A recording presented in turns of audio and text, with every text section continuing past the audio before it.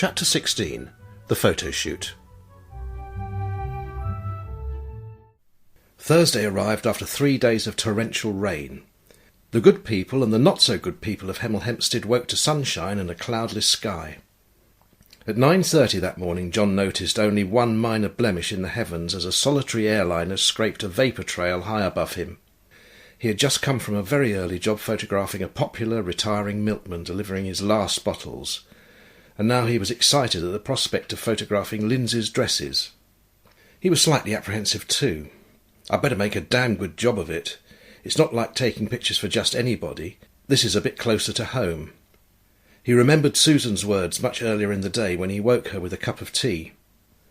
"I'm so happy for my sister. I hope it all goes well today. These photographs are going to mean so much to her." John had replied with a great show of confidence. "They'll be fantastic, no problem. Don't worry, I shall be taking this session very seriously indeed, but it'll be fun. See you later." "Ah well, I always take my best pictures when I'm slightly nervous," he thought to himself as he drove carefully over the broken bricks down to Ben's house. As soon as he arrived, Ben stepped off his veranda and ambled towards him. "Everything's ready for you. I went in early to open the skylights of the studio roof and let the heat out. It's quite pleasant in there now. Susan's there already trying on dresses." "Susan? No, Lindsay?" "No, she came last night and put all the clothes on a rail in the studio, but she phoned me this morning to say she has to meet a client, so it's just you and Susan." John strode purposefully into the studio, dumped his camera bag on the floor and looked all around without saying a word. Standing by the clothes rail was a familiar figure wriggling into a dress so that her torso and head were hidden from view. Eventually a familiar face appeared, but with unfamiliar bobbed black hair. "Hello again. Do you like the wig? How do I look?" "Don't worry, I'm quite immune to shocks now." "Oh, I see, of course, it's to go with the dress." He put his camera on the floor for a moment and scrutinised his subject. The dress was a tan-coloured one with fringes that John saw Lindsay wearing on Sunday morning. "So it's just us two," he said as he picked up the camera and walked to the middle of the studio. "Sis has got a client to meet apparently, but we can do this by ourselves. Piece of cake. As you say, right, camera, ready, action. Have you got a string of beads to twirl around?" Ta-ra! Some white beads were produced, and John started taking photographs while his model attempted to dance little bits of the Charleston. He used fairly slow shutter speeds to blur the fringes on the dress and the beads to suggest movement. "What do you think?" asked John as they looked at the images together at the back of the camera. "Absolutely perfect." "OK, next one," demanded John good-naturedly. "I don't want to pay you £1,000 an hour to hang about." "Yes, sir. I'll be glad to get this wig off. They're ever so hot." "Oh, I know," said John in a camp voice. "I'm absolutely boiling when I do my drag act." They went very quickly through the dresses, with both photographer and model making great efforts to produce the best possible images. The studio interior was simple but very practical.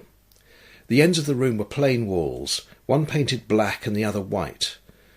The long wall opposite the giant windows was covered in mirrors from floor to ceiling like a dance studio, but without the rail. John took photographs of light dresses against the black wall and dark dresses against the light wall, some with his model pretending to be asleep on the floor, and finally front and back views at the same time with the giant mirrors. After 3/4 of an hour there was just one left, the white tube towel. "I want to take the last shots of the towel thing outside by the water somewhere. That OK?" "Fine by me. I'll get ready."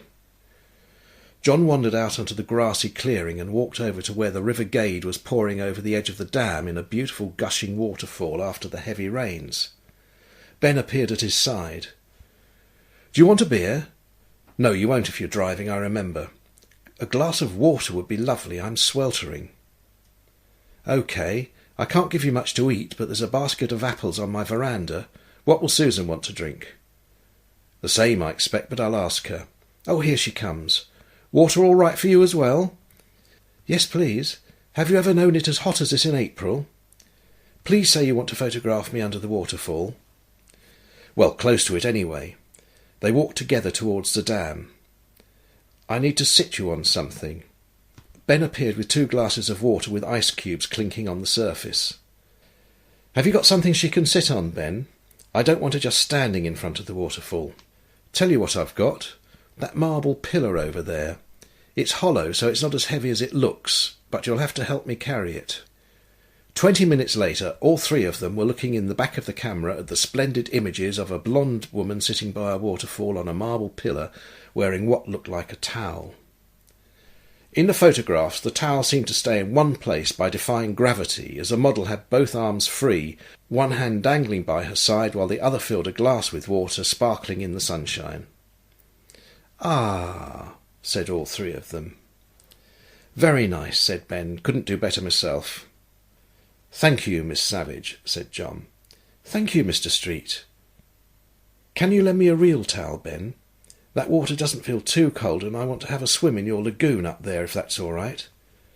"Course you can," said Ben, walking off towards his house. "Well done, by the way," said John as he put his camera bag into the boot of the car. "You're very easy to photograph." "That's very kind, sir. It's interesting to see the way you work. You go all serious and you don't hang about, do you?" "Well, you can lose the moment dithering around while the model gets bored." "Well, I didn't get bored at all. It was very exciting." John adopted a semi-Cockney accent. "You must have done this before, love. Fancy breaking into the modelling business? I've got a few contacts." "No, mate, don't fancy it. 'Sides, I've got me other job, ain't I?" Ben arrived with a towel. "Just be careful, it's very deep by the dam and only a metre by the bank." The two men watched as she scampered up the steps at the side of the dam and disappeared. Less than a minute later they heard a shriek of delight followed by a splash. Then, "Bloody hell, it's cold!" Finally a dripping face with wet blonde hair clinging to its cheeks appeared at the top of the waterfall. "I lied. It's really lovely. Or rather, it's all right when you get used to it. Are you coming in?" Ben walked back down to his house. "Not me. I've got to go to town. You'll have to share the towel with John. That's the only clean one I've got." He grabbed his ancient bicycle and carried it over the broken bricks to the road. "See you tonight," he shouted as he disappeared from view. In the grotto above the dam, dappled sunlight filtered through the branches, which already had tiny leaves and spring buds reaching down and almost touching the surface of the lagoon. It was quiet now, with just the muffled sound of the water below the dam reaching the ears of the two bathers. A patch of sunlight illuminated two piles of clothes at the base of a tree and the solitary towel hanging on a branch. John was wading gingerly into the water. He glanced around, surprised to find himself apparently alone. He was slightly relieved that there was no witness to his less than macho attempts to immerse himself. Then, just as the water reached a suitable level for preserving his modesty, he spotted a mass of blonde hair swirling below the surface as it came nearer and nearer. All John's hopes of gradual immersion were dashed as the water erupted in front of him. Seconds later the bathers were locked in a battle of frenzied splashing, accompanied by shrieks and yells which sent all the birds around the lagoon into the air squawking their protests. Even the heron, which had been perching unnoticed on the edge of the dam in hope of an early lunch, loped reluctantly into the air, glaring over its shoulder with a dark, accusing eye. John pursued his attacker across the lagoon until she rested with her elbows on the top of the dam. He adopted the same position next to her. After he recovered his breath, John was the first to speak. "We'll have to stop them knocking this down. It's a little bit of paradise. You'd think we were hundreds of miles from Hemel, Hempstead." "I know, it really is a magical place." John moved a little closer with the intention of kissing her shoulder just above the waterline. "You're so clever to find it." "What? Not really. I've been here before. Susan showed me round once." "What's the matter?" John was staring at her shoulder, where he could see a small part of a scorpion tattoo where the water had washed off some of the covering makeup. "Oh, no," she laughed. "You thought I was Susan, didn't you?" John said nothing and began swimming back to the bank. Lindsay followed him. I'm sorry," she shouted. "I thought you knew who I was." When John was nearly at the water's edge, he spoke to Lindsay without looking at her. "Would you mind looking the other way while I get out?" She complied with his request, but carried on talking with her back turned. "All right, but don't you think it's a bit late for that now?" she said, trying not to giggle unsuccessfully. "Look, nothing happened. We can forget all about it if you like." You might be able to forget it, but I won't be able to. And what happened to promising not to play tricks on me? And that bit about making it clear which one of you is which? It wasn't a trick, honestly. You have to believe me. All right. Maybe when I was taking pictures you might have thought that I knew who you were, but what about when we came up here? Didn't you think it was a strange way for your sister's boyfriend to behave? Can I turn round now? Yes. Now you look the other way, please, while I get out. OK, I've left more than half of the towel dry for you. Thank you. My, now I'm the one being ever so modest, aren't I? Said Lindsay as John stood gazing at the trees. All right, yes, I was surprised when you came up here for a swim. A tiny bit shocked, actually. That's why I hid myself away when I saw you arrive and began to strip off. But then I thought, what the heck? I don't mind if he doesn't. Anyway, it was all quite innocent. You didn't try anything, did you? No, but I might have done. That's the whole point. Well, sorry and all that, but it's not my fault, OK? Of course it's not your fault. No one's to blame. Mind you, what about Ben? He said you phoned him this morning to say you couldn't come because you had to meet a client, and I distinctly remember him saying that Susan was here already trying on the dresses. I think that was a genuine mistake. Susan must have phoned him. She's the one meeting a client. We sound exactly the same, and, now I come to think of it, he called me Susan this morning. I didn't take any notice because I get used to people saying it all the time. You can turn round now if you want. John turned round, walked back to the tree and stood with one arm hooked over a branch. His self-confidence had returned and he was able to look Lindsay in the eye. So where do we go from here? I really want us to be friends, but we need to talk about this. I agree. I'd hate it if we didn't get on. They began to move down past the dam, keeping almost exactly 1 metre apart as they walked. When they reached the grassy clearing, John pointed with his thumb at the veranda. Do you want to sit here for a bit before we go? Yes, now is good. Susan said now is your favourite word. Do you know everything about me? Pretty much, but nothing I don't like. Lindsay sat in Ben's rocking chair, while John sat next to her on a beer crate. They maintained an unspoken distance rule of 1 metre apart. Lindsay spoke first. Let's face it, it's pretty obvious that you're going to find me physically attractive because I look exactly like my sister. But that shouldn't be a problem for either of us. You're not a machine or a randy Labrador. If you see Susan's reflection in a mirror, you're not going to lust after her because it looks like her. Well, in much the same way, I'm not like Susan either. There are lots of differences between us, besides the tattoo on my shoulder. Susan might not be perfect, but I can tell you she's an angel compared to me. I'm a much harder person, and more dishonest. Honestly, she laughed. No, I'm not a habitual liar or anything like that. I'm just, irresponsible with the truth. In fact, there's a good word for me. It's just irresponsible. It's a good job you and me are not a unit. It would be hopeless. If you don't mind me making a personal guess, I think you're the sort that would love to have children. You don't have to answer that. It's none of my business, although it might be one day. Anyway, I don't want any kids. I just wouldn't want the hassle, and quite frankly, I'm sure I'd be a lousy mother. Susan loves children. I don't hate them, and if you two happen to make loads of nephews and nieces for me, I'd be delighted. I could come and visit. Crazy Aunt Lindsay's coming to stay. Oh no, you can imagine the scene. Yes, I can, laughed John. But I'm sure you'd be their favourite aunt. Do you want an apple? Ben said to help ourselves. Thank you. Instead of offering all the apples, he selected the best one, picked up a knife from the table, and in 5 swift movements cut it in half, cut the centre out of each half, put the 2 halves back together again, and offered her a coreless apple. There you are. Eat it quick before it goes brown. Thanks. Are you trying to impress me, or is this forbidden fruit to seduce me with? No. Do you think I'm the serpent? OK, in the spirit of openness and stuff, are you going to say what you think I'm like? Get you. You're so confident asking me that, aren't you, you smug bugger?